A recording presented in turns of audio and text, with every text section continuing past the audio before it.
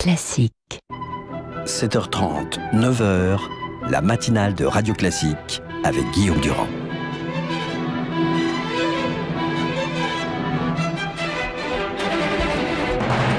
L'invité politique sur Radio Classique et LCI. Ravi de retrouver donc Henri Guénaud, qui vous savez est député des Yvelines, qui au sein de l'UMP réfléchit aux questions notamment de l'islam et publie donc une sorte de morceau choisi du général de Gaulle avec une préface et une postface que voici, qui va sortir donc dans les jours qui viennent, un texte bien utile dans le contexte politique que nous connaissons. Henri Guénaud, première question.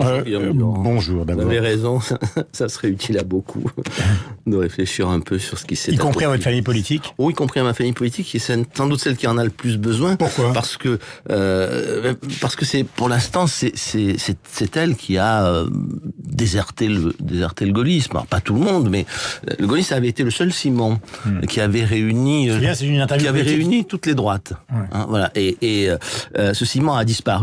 Et il laisse une espèce de ventre mou entre le Parti Socialiste et le Front National, que le Front National s'empresse de grignoter. Il faut retrouver... Vous avez vu la dernière déclaration de Marine Le Pen, elle dit au fond les Français n'ont pas peur des départementales, ceux qui ont peur des départementales, c'est Guénaud et les autres. Enfin, je veux dire, Guénaud, toutes les formations politiques, sauf tout. Oui, non, moi j'ai peur de rien, mais départemental, je pense que le système électoral va faire que l'UMP, le centre vont sans doute gagner beaucoup de positions. Simplement, ça n'est pas le signe pour autant, même si on gagne, que la confiance est retrouvée, renouée avec le peuple français. Voilà, et il faut encore une fois il faut un ciment à cet ensemble de droites diverses, de centres, etc. Et ce ciment, ça a été dans l'histoire un peu à une époque le bonapartisme, et au XXe siècle, ça a été le gaullisme. Alors, vous enlevez ce ciment, elles peuvent plus gouverner ensemble, elles sont d'accord sur rien. Ce matin, je lisais dans Libération, alors, on est parti sur une piste qui est moins une interview politique qu'une interview de réflexion, mais en fait, de temps en temps, ça fait si la politique pouvait un peu... Voilà. Non, Jérôme Fourquet, pour l'IFOP, dit finalement la pression du Front National à 30, enfin, disons plus ou moins 30, va à terme avec ce qu'il appelle, alors la tripartition, c'est un mot atroce concernant les départementales, mais va obliger les autres partis à exploser. C'est-à-dire que d'un côté, Fourquet pronostique une sorte de pôle où on va retrouver Valls, Juppé, Bayrou, et de l'autre côté, l'UMP, qui s'appellera peut-être les Républicains, je vous poserai la question tout à l'heure, qui va exploser en vol avec une partie qui va retrouver le Front National et une autre partie qui va se présenter au présidentiel. Est-ce que vous croyez à ces pronostics d'explosion des partis traditionnels ? Je méfie toujours des pronostics. Je souhaite bien du plaiss au trio Valls, Juppé, Bayrou. Est-ce que vous croyez que c'est ce qui va se passer, cette réunion entre Valls, puisqu'on parle de... Est-ce que vous croyez Alors, moi, j'y crois pas. Je n'y crois pas trop, sauf bouleversement, crise politique majeure. Bon, Juppé Bayrou, c'est déjà fait. Oui, mais Juppé Bayrou, c'est déjà fait. C'est une vieille histoire. D'accord. C'est pas la ligne la plus difficile à franchir, et celle qui sépare, soi-disant, la droite et la gauche. Hein. Voilà. Donc on verra ce que ça deviendra. Mais c'est une question politique. Est-ce que vous croyez qu'à un moment, dans un contexte... Je crois que la capacité de résistance du système et du système des partis, comme disait le général de Gaulle, elle est très grande, et que pour la bouleverser, il faut des circonstances exceptionnelles. Peut-être arriveront-elles. On a vu la démocratie chrétienne italienne, qui était le parti absolument dominant de la politique italienne entre la fin de la Seconde Guerre mondiale et les années 90, disparaître. Pas exploser, disparaître. Au profit de Forza Italia. Disparaître au profit de Berlusconi, de la Ligue du Nord, etc.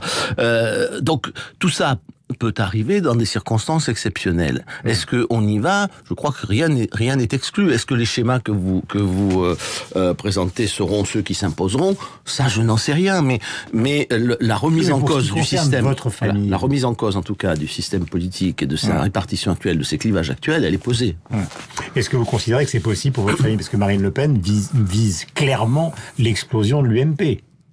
Oui, mais Marine Le Pen vise à occuper, et son parti, à occuper l'espace qui, aujourd'hui, s'étend entre le Parti Socialiste et le Front National. Il n'y arrivera jamais. Mais je n'en sais rien. Vous répondez d'une manière hypothétique, c'est quand même bizarre. Oui, parce qu'elle n'y arrivera pas si les uns et les autres, nous sommes capables de répondre, de corriger les causes de la crise actuelle des partis socialistes comme l'UMP. La cause, c'est quoi? C'est que il y a plus de ciment pour unir ni le parti, ni les membres du Parti socialiste entre eux, ni les membres de l'UMP entre eux. Je veux dire, de ciment. De ciment. Non, c'est d'abord une question idéologique, une question intellectuelle, une question morale. Est-ce que nous arrivons à nous mettre d'accord sur un corpus d'idées et de réponses à toutes les crises que nous traversons? Voilà. Et c'était ce qu'avait réussi à faire le gaullisme à une époque. Sinon, vous faites jamais gouverner ensemble la droite traditionnaliste, la droite de l'argent, la droite girondine, la droite jacobine, la droite catholique, la droite laïque, etc.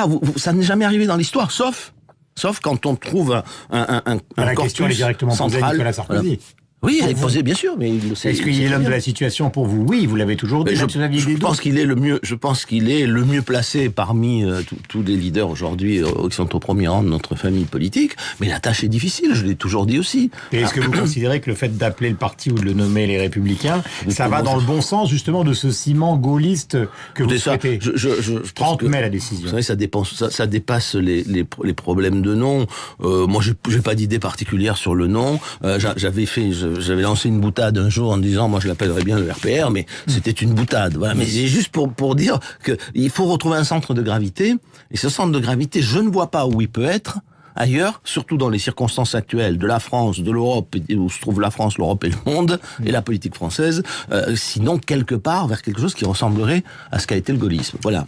Les Républicains, ça peut être aussi un peu ça, parce que ça permet de fermer la porte de ce qui s'est passé entre Fillon et Copé pendant 2 ans, au moins. Oui, mais ça, je pense qu'elle est elle est fermée. Pas le sigle. Elle est fermée. Je pense que la famille politique s'est apaisée, à défaut d'avoir trouvé un centre de gravité, elle s'est apaisée. Bon, maintenant, est-ce que nous sommes capables de reconstruire un ciment qui nous permet d'être unis, mais pas d'être unis sur rien, d'être unis en proposant quelque chose aux Français qui leur parle, qui répond à leurs aspirations. C'est ça la vraie question. C'est parce que l'union c'est bien, mais l'union sur rien, ça ne fait que faire progresser dans une société radicalisée comme la société française, ça fait progresser les extrêmes. Ce matin, Manuel Valls sont dans la même situation. Manuel Valls sur le terrain, campagne des départementales avec 10 ministres, et puis cette fameuse accusation qui vous est adressée à propos de la formule FNPS, la faute morale. Vous seriez donc l'incarnation de la faute morale. Oui, mais Dixit Manuel Valls. Je crois que le Premier ministre fait, lui, une faute politique majeure en faisant campagne de cette façon, c'est-à-dire que parler du matin au soir du Front National, alors il n'y a pas le seul hélas, mais du matin au soir du Front National ne résout aucun problème. Jeter des anathèmes, des excommunications, ça s'adresse directement à vous, hein. avec une système, j'ai adressé à tout le monde. Il y en a eu pour tout le monde. Il y a eu l'islamo-fascisme, il y a eu l'apartheid, il y a eu maintenant il y a la faute morale. Il y a eu, enfin on a tout eu. Il y a eu la peur devant le risque que le pays se fracasse, comme il dit sur le Front National, enfin, de déclarations fracassantes. Non, je pense que les mots, quand c'est un Premier ministre qui les prononce, ils ont un poids particulier. Encore plus quand c'est un président. Et je pense qu'aujourd'hui, l'hystérie, l'outrance ne rapporte rien à la politique française. Hein, on attend, encore une fois, des idées, des propositions, des solutions, un corps de doctrine à peu près discernable, une identité politique pour chaque parti, et pas des déclarations fracassantes en emporte-pièce comme celle-ci. Voilà, je pense que ça c'est de la vieille politique qui ne marche plus et qui a d'ailleurs toujours abaissé la politique. Voilà, ces genres de déclarations caricaturales sont puisque Nicolas Sarkozy était à Fessenheim, il a beaucoup parlé de l'opération. La leçon vaut aussi pour ma famille politique, souvent. Voilà. Puisqu'il était à Fessenheim et qu'il a beaucoup parlé justement de l'opération que tente de monter François Hollande actuellement, de ramener les écologistes au gouvernement, notamment Emmanuel Cos, peut-être Emmanuel Cos, puisqu'il n'en est pas question pour Cécile Duflot. Est-ce que vous considérez justement, vous, le gaulliste, qu'il serait prêt, d'une certaine manière, à sacrifier le nucléaire en France pour le retour des écologistes au gouvernement? Oui, mais moi j'ai dit, avant qu'il arrive au pouvoir... C'était à Fessenheim, c'était quand même un lieu symbolique. Je rappelle, à propos de François Hollande, avant qu'il arrive au pouvoir et depuis qu'il y est, que c'était le grand retour de la 4ème République, de ses méthodes et de ses comportements. Bon, on y est. Comme toujours, je veux dire, François Hollande, au fond, il se préoccupe pas beaucoup du contenu de la politique. Ce qui l'intéresse, c'est les combinaisons partisanes, les arrangements, il sert des clientèles, voilà. Quitte à fermer une centrale, quitte à remettre en cause le nucléaire, quitte à... Voilà, mais on voit ce que ça donne. Mais je vous pose la question, est-ce que vous sentez qu'il est en train de troquer le nucléaire français? Il est parfaitement capable, je crois qu'il est parfaitement capable de le faire. Alors, une alliance politique. Oui, moi je suis favorable au nucléaire, je peux comprendre qu'on soit contre, mais le faire pour ces raisons-là donne quand même un éclairage sur une forme de morale en politique assez cru, assez étonnant. Voilà. C'est ça le problème de la politique française. Si on remplace les hommes d'État par des politiciens, alors on va à la catastrophe, comme toujours dans notre histoire. Vous n'étiez pas pour l'accession de Nicolas Sarkozy à la présidence de l'UMP, vous n'étiez pas pour les primaires. Il est là et il y aura des primaires. Voilà. Oui, la politique se fait avec les autres. Si tout le monde il a voulu être là, très bien. Maintenant, on va essayer de faire en sorte que ça réussisse, mais c'est compliqué, je pense que tout le monde le constate. Et puis, les primaires, c'est une mauvaise idée qui pourrit les institutions de la Ve République, mais elles sont là. Tout le monde veut des primaires, on va faire des primaires. Voilà, la politique se fait avec les autres. Ne faites pas de la politique tout seul. Mais est-ce que vous considérez que ça va changer la nature de la politique? Parce qu'il y a eu des primaires à gauche, mais maintenant les primaires à droite, ça va changer. Je parle pour l'histoire de la droite. Pour l'histoire de tout le monde, ça change déjà. Ça change déjà. C'est déjà fait. Mais ça fait rien, ça a déjà changé. Regardez le résultat. Évidemment, le candidat de gauche a été élu. Mais regardez, regardez comment il gouverne. Regardez l'impossibilité presque de gouverner pour avoir été élu sans un vrai mandat, sur des ambiguïtés, des manœuvres politiciennes. Pourquoi? Parce que les primaires vous obligent à vous enfermer dans votre camp. D'abord dans le noyau dur du camp. Bon, donc là vous êtes radicalisé. La finance est votre ennemi, tout ce que vous voudrez. Bon, et puis ensuite vous avez le deuxième tour des primaires. Il faut déjà s'ouvrir un peu plus, puis alors le premier tour des présidentielles encore plus, puis le quatrième encore plus. Le résultat, c'est que plus personne ne sait ce que vous voulez, plus il n'y a plus aucun mandat clair.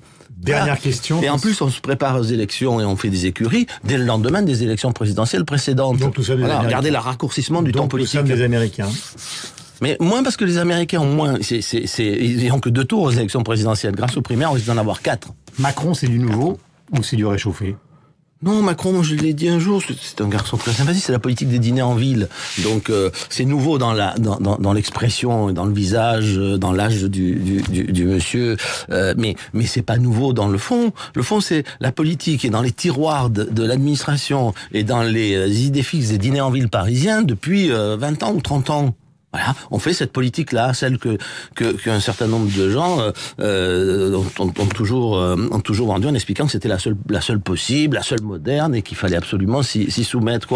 Foutre en l'air les professions libérales, c'est un objectif en soi. Marchandiser toute la société, c'est un objectif en soi. Privatiser les aéroports, c'est un objectif en soi. Enfin, voit-on, moi j'ai détesté la loi Macron. Voilà, je l'ai détesté sur le fond parce que en réalité c'est une vieille loi, une vieille idéologie, la vieille pensée unique qui nous a amenés là où nous en sommes et qui rajoute du désordre dans la société, là où on a un besoin énorme d'ordre aujourd'hui dans la société française et dans l'économie française. Voilà. Henri Guénaud, notre invité ce matin, on va retrouver Hélène sur l'antenne de LCI, évidemment Jules Jourdan sur celle de Radio Classique. Bonne journée à vous, la forme sincère. Certes.